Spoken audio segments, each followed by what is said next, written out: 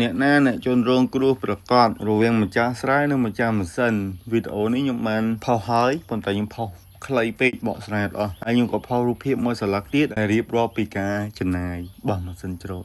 ហើយក៏មានមេមួយចំនួនឡកលើយឬក៏អ្នកស្រែអីនិយាយច្រើននៅក្នុងខមមិនមានបងខ្លះគាត់យល់គាត់ដឹងអញ្ចឹងខ្ញុំបកស្រាយតែបន្តិចចំពោះរូបភាពគាត់ខមមិនថាចុះបាយ3ពេលហ្នឹងចូលបានតែមហាត់ហ្នឹងមែនចុះឥឡូវបើសិនជាយើងដកបាយនឹងទៅគិតចំណាយវិញខ្ញុំបើកវងចោលថាខ្ញុំគិតទ្រុសហើយខ្ញុំអត់ទាន់បានបោកសឹករិចរើទេស្ដាប់គ្នាអត់ទាន់ហើយខ្ញុំអត់បកស្រាយច្រើនទេឥឡូវយើងដកមកក្នុងមួយពេលខ្ញុំដាក់តែមួយពេល15000ជាមធ្យមអានឹងចុះនៅមានប៉ះគាត់ហូបអីភេសជ្ជៈអីនេះឯងទីទៅភេសជ្ជៈមានចំពោះទៅគេថាទឹកតែតិចអញ្ចឹងមិនអស់លើនឹងទៀតទេអានេះគ្រាន់តែគេគិតទ្រុសឲ្យស្ដាប់ឲ្យយល់ហើយខ្ញុំក៏អ្នកស្រែខ្ញុំក៏មានស្រែធ្វើខ្ញុំចង់និយាយថាពេលដែលស្រូវចុះថោកមិនបានមិនរត់ដំណោះស្រាយឲ្យស្រូវវាឡើងថ្លៃមិនបានមកសុំម៉ាស៊ីនច្រូតដល់ចុះថោកបាននេះបើម៉ាស៊ីនច្រូតចុះថោកអូខេចុះបានប៉ុន្តែប្រេងចុះអត់គ្រឿងបន្លាស់ចុះអត់គ្រឿងបន្លាស់បើនិយាយអីច្រើនឡូវនិយាយថាប្រេងបូមមកកដងតាំងពី65000រហូតដល់បច្ចុប្បន្ននេះ15000ក្នុងមកកដង6លីត្រតំបន់ខ្ញុំនៅសង្គមជិះហៅកពតចង់មកទិញបានទី1ទី2មកសុទ្ធ95000ចង់មកទិញបាន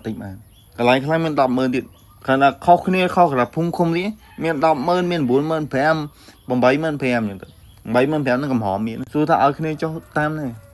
ហើយខ្ញុំគិតហ្នឹងគឺគិតត្រួស10គ្នាអត់ទាន់ហើយបច្ចុប្បន្នមួយទៀតអ្នកស្រែខ្ញុំយល់ខ្ញុំក៏អ្នកស្រែដែរថាក្នុងមហាតាចំណេញអស់មែនជួវាយសើយអស់300,000មួយទី2ព្រោះស្រូវក្នុងមហាតាអស់100គីឡូទី3បាជីក្នុងមហាតាយ៉ាងតិចណាក៏ជីសមួយបាវជីខ្មៅ2បាវដែរទី4ចំណាយទៅលើបាញ់ថ្នាំក្នុងមហាតាក៏អស់100,000ជាងទី5ចំណាយទៅលើការច្រូតទី6ចំណាយទៅលើការដឹកត្រប់ទី7ចំណាយថាពលកម្មកម្លាំងយើងគិតតិចតួចចុះតើក្នុងមហាតាគាត់ចំណាយអស់ប៉ុន្មានហើយតើគាត់លក់ស្រូវក្នុង1គីឡូឬក៏ក្នុង1តោននេះបានប្រមាណហើយក្នុងមហាតាគាត់ធ្វើបានប្រមាណតោន